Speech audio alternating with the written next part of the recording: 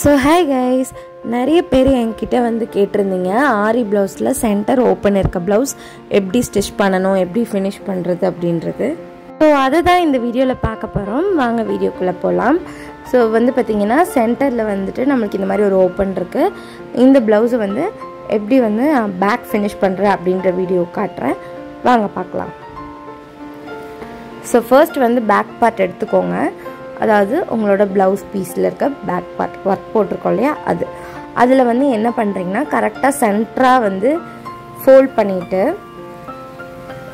மேலே ஒரு நாட்ச் போட்டுக்கோங்க. அதே மாதிரி பாட்டம்லேயும் ஒரு நாட்ச் போட்டுக்கோங்க.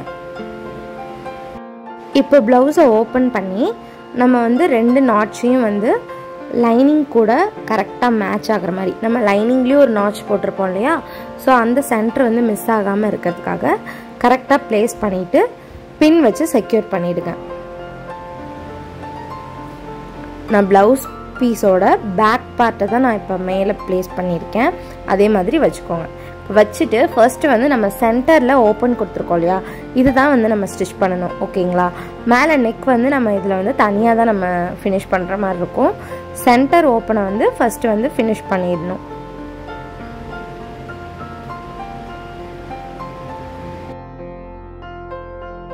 ஃபினிஷ் பண்ணுறப்ப பார்த்திங்கன்னா எங்கே ஸ்டார்ட் பண்ணமோ அதுலேருந்து கொஞ்சம் தள்ளி வந்து நம்ம ஃபினிஷ் பண்ணிக்கணும்.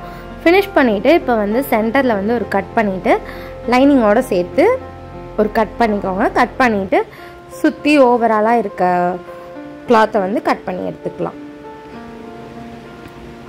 ஒரு 1/4 இன்ச் கேப் விட்ட மாதிரி கட் பண்ணுங்கள். ஏன்னா நம்ம நாட்ச் போட்டு இதை வந்து நம்ம திருப்பணும். ஸோ அதுக்கேற்ற மாதிரி கொஞ்சம் பீஸ் விட்டுட்டு தான் நம்ம வந்து கட் பண்ணணும். ஸோ இப்போ எல்லா பக்கமும் நான் நாட்ச் பண்ணிக்கிறேன். நாட்ச் பண்ணிவிட்டு இதை வந்து அப்படியே நான் திருப்பிக்கிறேன். திருப்பினதுக்கப்புறம் பார்த்திங்கன்னா நம்மளுக்கு இப்படி இருக்கும்.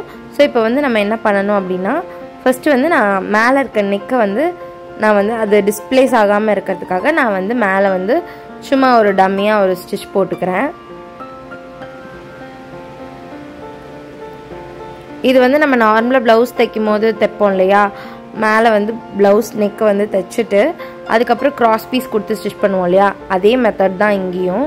இப்போ வந்து நெக் ஸ்டிச் பண்ணியாச்சா, இப்போ வந்து சைடு எல்லாமே வந்து ஸ்டிச் பண்ணிக்கோங்க. ஏன்னா நம்மளுக்கு வந்து டிஸ்பிளேஸ் ஆகிடக்கூடாது எதுவுமே. ஸோ சைடு எல்லாமே வந்து அட்டாச் பண்ணிட்டு எக்ஸஸ் எல்லாத்தையுமே வந்து கட் பண்ணி எடுத்துருங்க.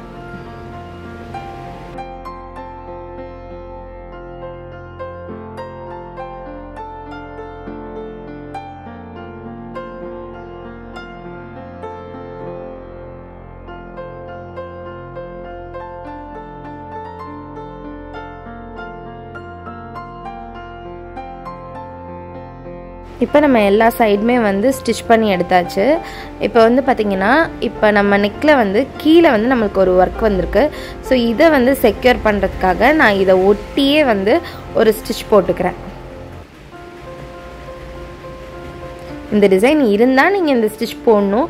ஸோ இந்த மாதிரி இல்லை அப்படின்றப்ப இதெல்லாம் நமக்கு தேவையில்லை.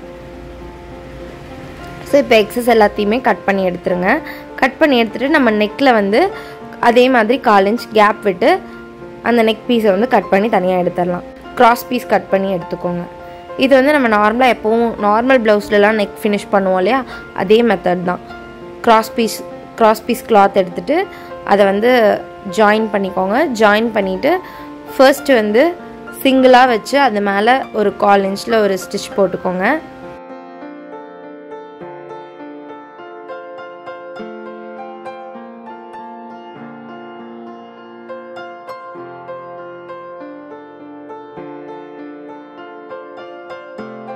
தென் உள்ளே வந்து பார்த்திங்கன்னா நாட்ச் பண்ணிக்கோங்க.